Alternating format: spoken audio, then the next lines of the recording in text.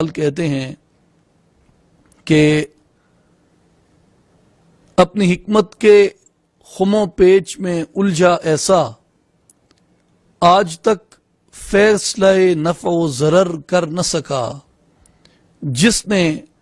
سورج کی شعاؤں کو گرفتار کیا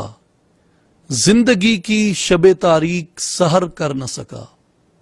انسان میں یہ قوت ہے کہ یہ سورج کی شعاؤں کو اپنے ہاں مقید کر لے، اپنی قید میں لے لے، اور آج تو انسان نے اس زمین پہ رہتے ہوئے میگنیٹو ویوز کے ذریعے سورج کی تمازت، سورج کی حدت اور سورج کی گرمی کا اس نے زمین پہ تجربہ کیا، لیکن اس تمازت کو یہاں آزمانے کے باوجود،